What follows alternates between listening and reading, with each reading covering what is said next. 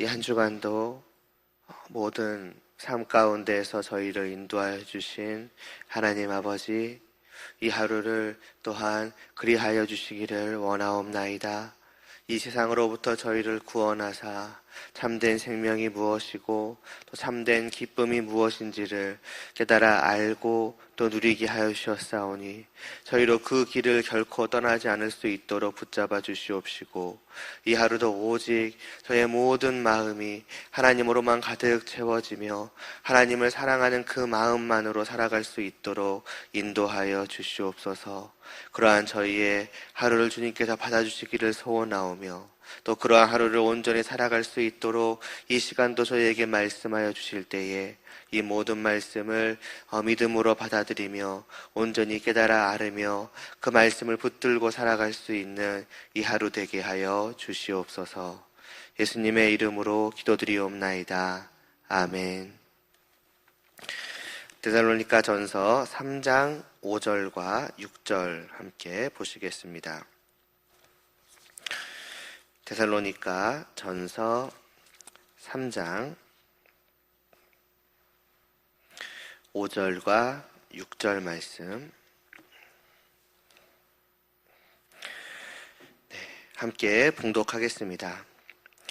이러므로 나도 참다 못하여 너희 믿음을 알기 위하여 그를 보내었노니, 이는 혹 시험하는 자가 너희를 시험하여 우리 수고를 헛되게 할까 함이니, 지금은 디모데가 너희에게로부터 와서 너희 믿음과 사랑의 기쁜 소식을 우리에게 전하고, 또 너희가 항상 우리를 잘 생각하여 우리가 너희를 간절히 보고자 함과 같이 너희도 우리를 간절히 보고자 한다 하니. 아멘. 우리는 이 데살로니가 전서를 보면서 성도로서 이 땅에서 살아가는 것이 결코 평탄하지 않다라고 하는 것을 다시 한번 또 새삼 확인하게 됩니다. 왜냐하면은 환난이 성도된 자들 누구에게나 있고 또 있을 것이기 때문이죠. 그러니까 언제든지 있어도 전혀 이상하지 않는 것이 성도의 삶이라고 하는 것을 우리는 보기 때문입니다. 그래서 심지어는 바울은 3절에서 이것을 위하여 우리가 성도로 세움을 받았다, 부름을 받았다라고까지 말씀하고 있으니 정말로 환난은 성도에게 있어서 정말 뗄래야 뗄 수 없는 그러한 관계 속에 있음을 알게 됩니다. 그러나 그렇게 어찌 보면은 늘 있을 수 있는 이 환난이 심지어는 또 만만하지도 않고 오히려 정말로 힘들고 또 괴롭기까지 하니 어찌 성도의 삶을 평탄하다 할 수 있겠습니까? 그럼 이것이 왜 그런가라고 하였을 때, 물론 바울이 직접적으로 말씀하고 있지는 않습니다만은 우리는 주님께서 하신 말씀을 보았었죠. 그것이 나에게 속하였기 때문이라고, 우리가 더 이상 이 세상에 속한 자가 아니라 주님께 속한 자이기 때문이라고, 그러므로 곧 세상의 적이 되었기 때문이라고 말씀을 합니다. 세상은 결코 자기를 떠난, 그리고 세상을 그 배후에 있는 마귀는 정말 자기를 벗어난, 자기로부터 풀려나간 우리를 결코 그냥 놓아주는 법이 없는 것입니다. 그러므로 우리가 이 세상으로부터 하나님의 백성으로 살아감으로 말미암아서 환난을 받는다면은, 아이러니하지만 그것이 좋은 소식이 될 수 있는 것은, 정말로 내가 주님께 속한 자가 되었구나, 정말로 내가 저들의 손에서 벗어났구나 하는 것을 의미하는 것이기 때문일 것입니다. 그런데 이러한 세상의 그 핍박은 다만 우리를 힘들게 하거나 또 괴롭게 하는 것만으로는 끝나지 않습니다. 다만 그것이 그냥 괴롭게 하는 것 자체가 목적은 아니라는 것이지요.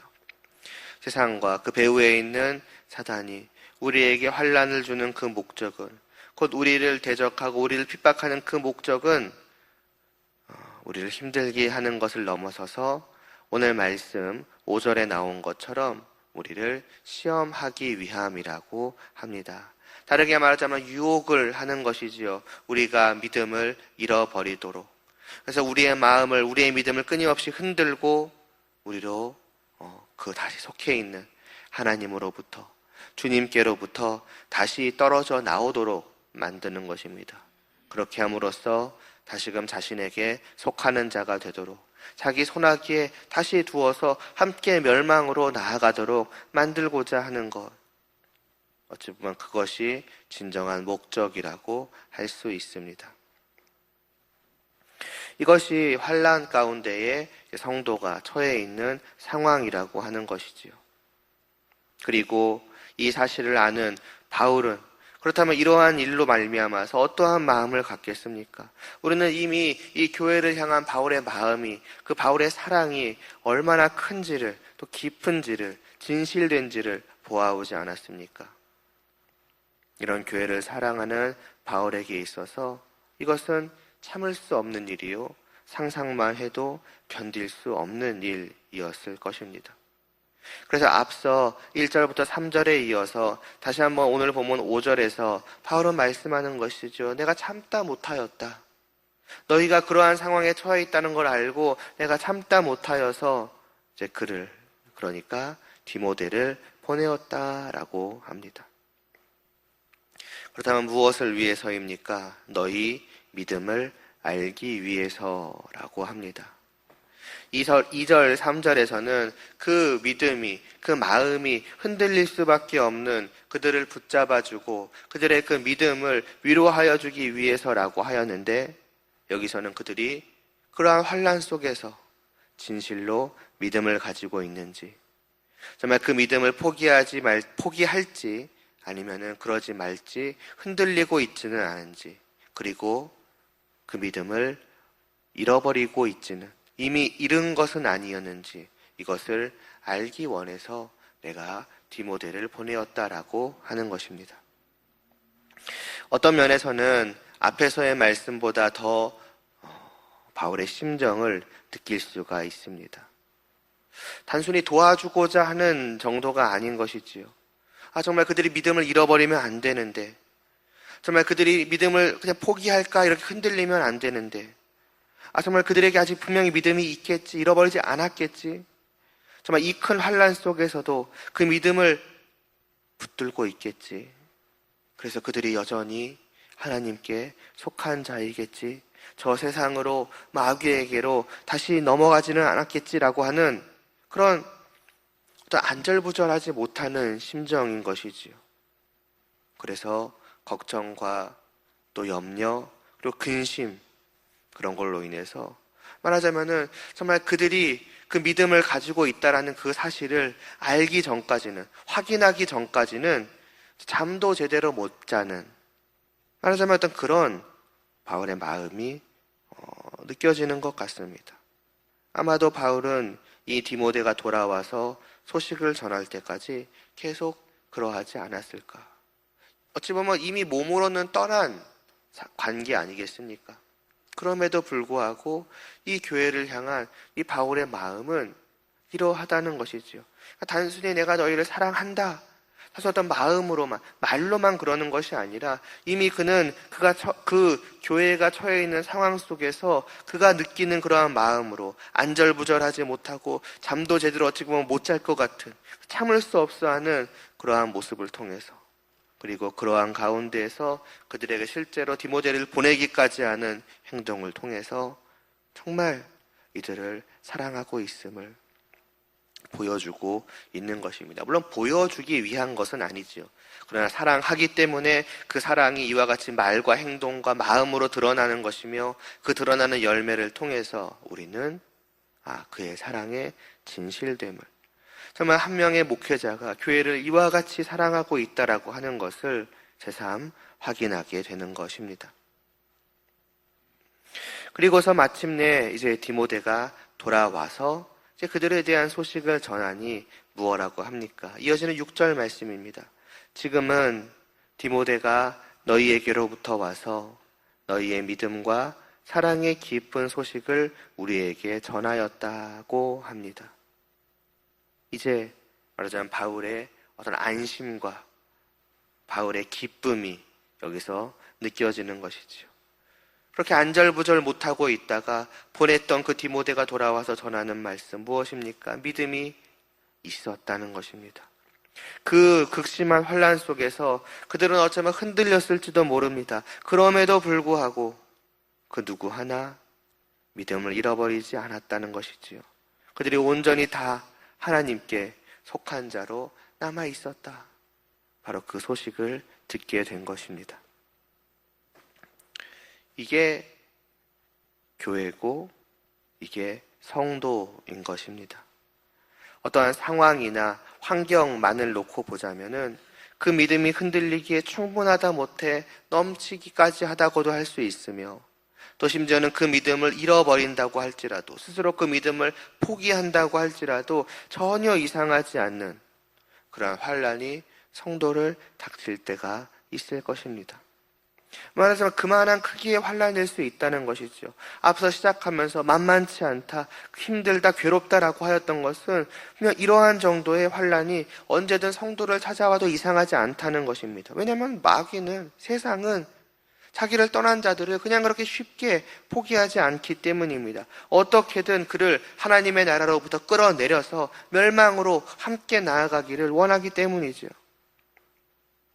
또 때로는 그런 상황 자체만이 아니라 그 사람을 볼 때라도, 저런 환경이라면, 그리고 저 사람이라면 충분히 그럴 수 있겠다 싶을지도 모릅니다. 다른 사람이 누군가를 보기 이전에, 다른 사람을 내가 보기 이전에 우리가 우리 스스로를 돌아보면 어떻습니까? 과연 내가 그러한 환난이 찾아왔을 때에 정말 흔들림 없이 나는 끝까지 버텨낼 수 있다. 나는 결코 주님을 배신하지 않겠다. 나는 결코 내가 속한 이 편을 버리지 않겠다라고 어쩌면 자신할 수 있겠는가? 물론 성도된 자들의 마음이야 다 그렇다는 것을 모르는 것은 아니나, 그러나 막상 그 환난이 닥칠 때 많은 사람들은, 또 나는 상상 이상으로 그것이 크고 두려운 환난임을 말하자면 경험하여 깨닫게 되고, 그 앞에서 자신만만해하던 내가 얼마나 작고 연약한 존재인지를 아마 깨달아 알게 될 것입니다. 그래서 처음에 그 자신만만했던 마음은 어느 순간에 연약해져 가기 시작하고, 오히려 거꾸로 과연 내가 이러한 환난이 하루라도 혹은 단 1시간이라도 더 지속이 된다면 과연 내가 믿음을 포기하지 않을 수 있겠는가라고 하는 어떤 그런 마음으로까지 약해져 갈 수 있을지도 모릅니다. 그게 우리라는 것이지요. 그런데입니다. 그럼에도 불구하고 여전히 있다는 것입니다. 그 믿음이 여전히 그의 안에서 사라지지 않는다는 것이지요. 그 환난과 또 자신의 지극히 약함에도 불구하고 나는 여전히, 성도들은, 교회는 여전히 그 믿음을 포기하지 않고 하나님께 속한 자로 남아있다는 것입니다. 왜 이겠습니까? 우리가, 내가 세상보다 크고 강해서 그 어떤 환난도 넉넉히 이길 만한 그러한 자이기 때문이 아니라 이 작고 약한 나를 주님께서 홀로 내버려 두시는 법이 없으시기 때문입니다. 우리를 환난 가운데 주님께서 두셨다면은 그 주님께서는 또한 결코 우리를 홀로 견디도록 하지 않으십니다. 주님께서 요한복음 6장 37절에서 무엇라고 말씀을 하십니까? 나를 보내신 이의 뜻은 내게 주신 자 중에 내가 하나도 잃어버리지 아니하고 마지막 날에 다시 살리는 이것이라고 말씀하지 않으셨습니까? 결코 단 한 명도 잃어버리지 않으십니다. 다시 말해 설령 우리를 그 주님의 뜻대로 환난 가운데 두실지라도, 그러나 결코 우리를 홀로 내버려 두지 않으시고 늘 함께 하시며 늘 지켜주시며 늘 붙잡아 주신다는 것입니다.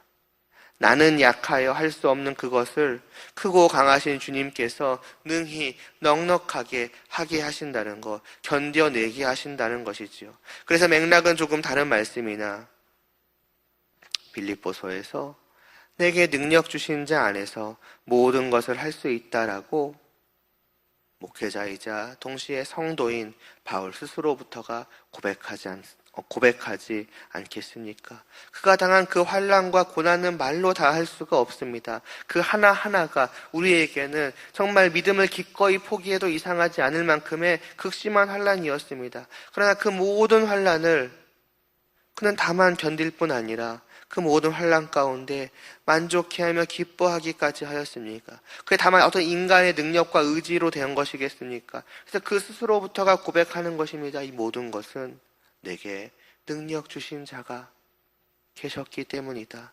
그분께서 내게 주신 그 능력으로 말미암아서 내가 그분 안에서 이 모든 것을 할 수 있었다라고 말입니다.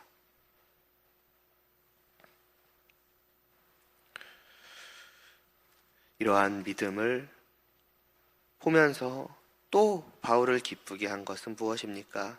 믿음과 함께 사랑도 보았다는 것입니다. 왜 이전까지 쭉 믿음에 대해서 말하다가 갑자기 사랑이 튀어나왔을까요? 그 믿음을 어떻게 보면 확인하는, 그 믿음이 분명히 있다라는, 참된 믿음을 가지고 있다라는 증거 중에 하나가 사랑이었기 때문 아니겠습니까? 곧 믿음과 사랑은 연결되어 있는 것입니다. 단순히 믿음을 지킨다는 것은 그냥 내가 끝까지 하나님을 믿을 거야라는 그 믿음만 존재하는 것이 아니라 동시에 그 안에 사랑이 항상 함께 한다는 것입니다. 한편으로는 하나님을 향한 사랑이겠지만은 또 한편으로는 서로를 향한 사랑이겠지요. 그들은 한편으로는 언제나 그 가운데에서도 하나님을 사랑하였으며 그리고 동시에 어쩌면 그 환난 속에서 자기 하나 건사하기 힘든 그러한 환경 속에서 어쩌면 충분히 이기적이 될 수도 있고 충분히 자기만을 생각할 수도 있었지만은 오히려 그러한 상황 속에서 다만 자기만을 바라보는 것이 아니라 서로를, 온 교회를, 같은 성도들을 바라보며 사랑하였던 것입니다. 그리고 그 사랑은 단순히 마음과 말로만 하는 사랑이 아니었겠지요. 나는 너를 사랑해. 다만 그것으로 그치는 것이 아니었겠지요. 디모데가 보아서 알 수 있을 만큼. 그래서 바울에게 그들 가운데 진실로 사랑된 모습이 있었다고 말할 수 있을 만큼 드러나는 사랑의 모습이 있었으니 다만 자기를 위하는 것만이 아니라 서로를 생각하며 서로를 위해서 기도하며 서로가 정말 이 환난을 견딜 수 있도록 위로해주고 또 여러 가지로 도와주고 하는 것들이 서로 있었던 것이지요. 그러한 사랑의 모습을 또한 보니 여전히 정말로 이들은 그 환난 속에서도 굳건한 믿음을 가지고 있구나라고 디모데는 와서 전하였던 것이며 그 소식은 바로 그 뒤에 나온 말씀처럼 바울에게는 정말로 기쁜 말씀이, 기쁜 소식이 되었다는 것입니다. 뿐만이 아니라 이거는 다음 시간에 좀 더 말씀을 하죠. 그런 거죠. 오늘도 이제 이 말씀을 가지고 이 말씀을 들은 우리는 또한 하루를 살아갑니다. 성도로서 살아갑니다. 어쩌면 아무 일 없이 무난한 하루가 될지도 모르지만은 또 어쩌면 오늘 이 데살로니가 전설을 통해서 보는 것처럼 언제든지 있을 수 있는 그 환난이 또한 나를 닥칠 때도 있을 것입니다. 때로는 거기서 흔들릴 수도 있겠지요. 그러나 여전히 우리는 성도됨을 그럼에도 불구하고 포기하지 않고 살아가고자 해야 할 것입니다. 나 자신만을 볼 때는 도무지 이것이 될까 생각이 될 수 있을지 모르지만 앞서 말씀드렸던 것처럼 우리는 혼자 살아가는 자들이 아닙니다. 우리는 주님 안에서 주님과 연합하여서 주님과 하나 되어서 살아갑니다. 이 주님과 나의 이 특별한 관계는 내가 떼어낸다고, 끊어낸다고 뗄 수 있고 끊을 수 있는 것이 아닙니다. 하나라는 것은 그러한 것입니다. 이제는 뗄래야 뗄 수 없는 관계입니다. 주님과 나는 언제나 늘 함께입니다. 주님은 나와 언제나 함께 하여 주십니다. 그런 관계를 맺어 주신 것입니다.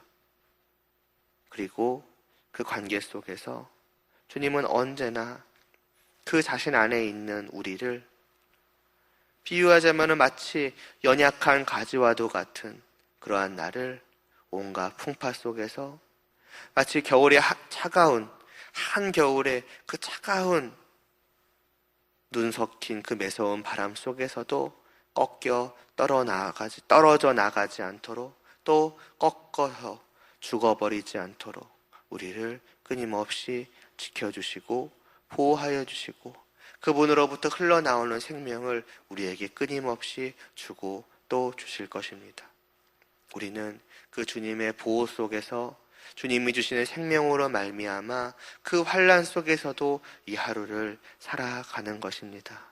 그러니 이 하루도 정말 우리가 더욱더 하나님을 사랑하기 위해서 힘쓰고, 또 더욱더 서로를 사랑하기 위해서 힘써갈 수 있어야 할 것입니다. 환난은 자칫 우리만을 생각하게 만들기 쉽습니다. 나 자신만을 더 바라보게 만들기 쉽습니다. 그러나 주님께서는, 나는 넉넉히 이길 수 없지만은 주님께서는 우리를 넉넉히 견딜 수 있는 힘과 능력을 주실 뿐더러, 그러하기 때문에 다만 나 자신만을 생각하며 살아가도록 하시는 것이 아니라, 나와 같은 환난 속에 있는, 정말 끊임없이 흔들리며 그 연약한 믿음을 어찌어찌 붙들어가면서 힘들게 나아가고 있는 그러한 다른 성도들을 또한 생각하게 하시고 사랑케 하십니다. 이 목회자인 바울이 교회를 생각하는 것처럼 성도된 우리가 또한 서로를 생각하게 만드시는 것입니다.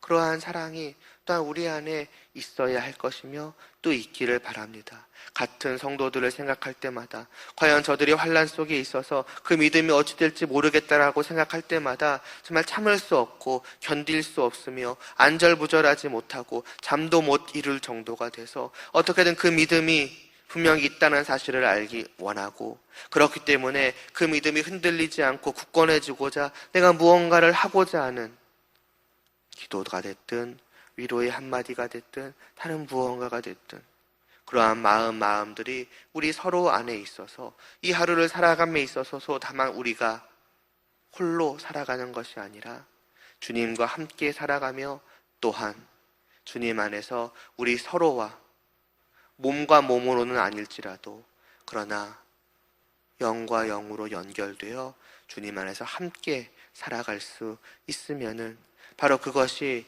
이 환난 가운데 살아가는 성도들의, 그리고 교회의 아름다운 모습이 아닐까, 오늘 말씀을 통해서 다시 한번 생각하게 됩니다.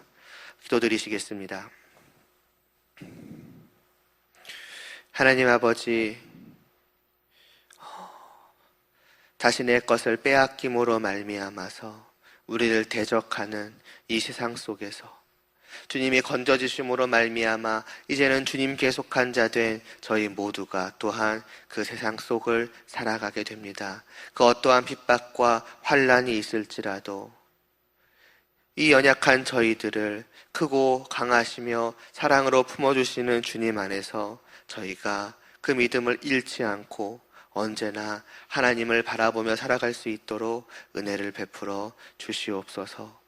또한 이와 같은 환난 가운데 살아가는 다른 성도들이 있습니다. 우리의 또 나의 지체들이 있습니다. 나와 함께하는 자요, 나와 하나 된 자들이 있습니다. 그들이 그 믿음을 잃어버린다면 그것이 얼마나 우리에게 괴롭고 슬픈 일이며 우리가 어찌 그것을 참을 수가 있겠습니까?